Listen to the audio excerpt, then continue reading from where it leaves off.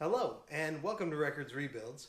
If you don't know, my last video got about 10 times more views than any video I've ever done before. That's because it was about Ciocca Corvette opening reservations for the C8 Z06, a very anticipated car. It was a madhouse, just like promised, but the folks there handled it pretty well. There were a lot of people there in person, over 250 people there in person, and now it looks like we've got at least 1,800 wire transfers that were sent in, and maybe as many as 5,000. We don't know about that yet. So I thought, well, let's do a recap of what we do know. If you're new to the channel, first off, what we do on this channel normally is car rebuilds. So we're almost finished with the C7 Z51 rebuild. Got a few more videos to post up about that. And then there's going to be a time lapse where you can watch the whole car being rebuilt, the welding and everything, in just a short amount of time. After that, we'll roll right into a 1966 Corvette rebuild that we're going to do. And if that's not interesting to you, boy, that last video did so well that we're going to try to make a C8 allocation news a regular part of this channel. So, just stay subscribed and tuned in, and we'll do our best to cover that as well. So, what do we know for sure about the things that happened today with Ciocca Corvette? Well, first off, people started receiving their reservation numbers. So, a lot of the very early numbers came out, a lot of the very late numbers came out, and some in between, but large blocks still missing. It looks like only about 1/10 of the people who sent in a deposit have a place in line that they know what it is so far. So a lot of suspense still going on out there. Things that we do know for sure. For number one, it looks like they received over 1,800 reservations, probably over 2,000. Who knows? 3,000, 4,000, 5,000. A lot of reservations. So that's thing number one. So many reservations that they are not taking any more reservations. First time I've ever heard of that Kirbic or Ciocca Corvette is closed to reservations on a model of a car, which is just insane. Other things that we know for sure.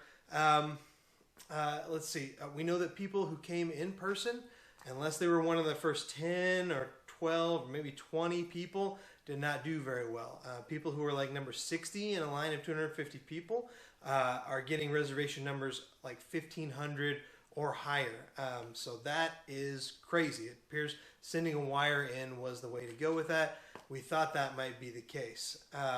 Let's see. What else do we know? The big thing is we know that Ciocca changed their deposit from $2,000 to $5,000. Now, the additional $3,000 is supposed to be in there as a way to weed out, resellers and people who aren't very serious about that deposit, which makes sense to me. I'm totally fine with it, but it could be a little bit controversial. I think they're doing the right thing. It seems like they're running a really good show in a very tough situation. So now on to things that we don't know for sure. What can we kind of speculate a little bit, kind of like we did last time? Well, let's look at a scatter plot that shows the reported reservations and the times that wires cleared the bank, and see what we can tell from that. Okay, so what can we tell about this scatter plot? Well, first things first. Roughly, it makes a line. So I think it's pretty obvious that the guys at Ciocca are doing what they told us they would do. It doesn't look like anything's out of order here. There are, especially at the low end, there are a lot of things that don't quite follow the line, and that's pretty understandable because people don't seem to understand the difference between when they hit submit on their wire and when it actually went into Ciocca's bank account. So the time gets a little fluid down there. But I'll show you in just a second. I think we can still tell some things about that. But basically, when you look at this plot, everything looks pretty legit. There are some big outliers. I think those are probably wires that were held up for fraud or something like that, or suspected fraud, obviously.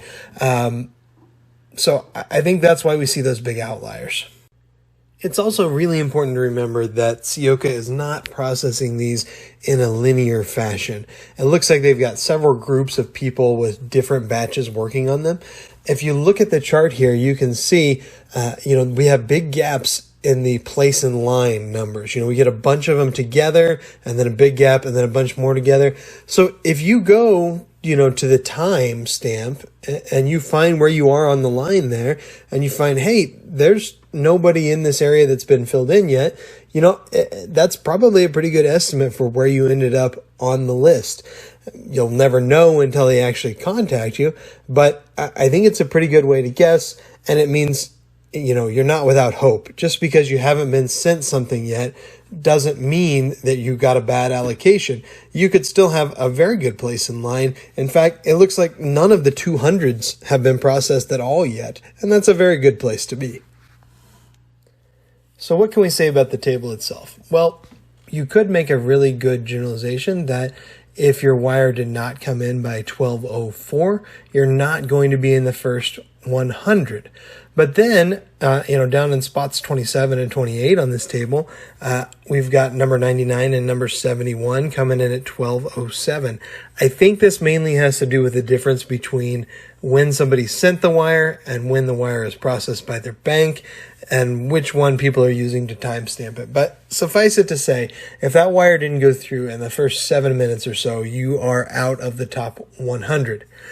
If you hit send on your wire sometime between 12:04 and 12:06, it looks to me like you stand a good chance of being in the 300 range. If you actually transferred around 12:09, then also a good chance of being in the 300 range. If you transferred the money or hit submit somewhere in the 12:11 to 12:14 range, it looks like you're looking at somewhere in the 900s as far as where you're going to fall on the list. Now, all of that is certainly just rampant speculation, and it may not be true for you at all. In addition to that, if you'll just stick with the list for a few days after the additional $3,000 deposit is due, you're going to see yourself shoot way up the list. I think it's at least worth sticking around until after that deadline passes, get everybody off the list who wasn't really interested in buying a car, and then we're going to see where we land. Okay, well, there you have it. Some very exciting times if you're out there hunting for a C8 Z06.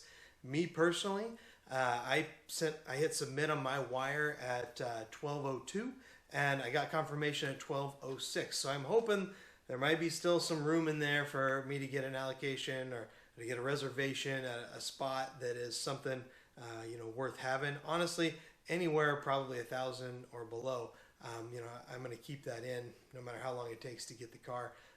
But it's very exciting times these next few days, so keep your fingers crossed. And if you would, down in the comments, post when your reservation comes in, post what number you're online, and post what time you sent your bank wire, or if you were there in person, put that as well. That's about all I've got for today. So thank you very much for watching.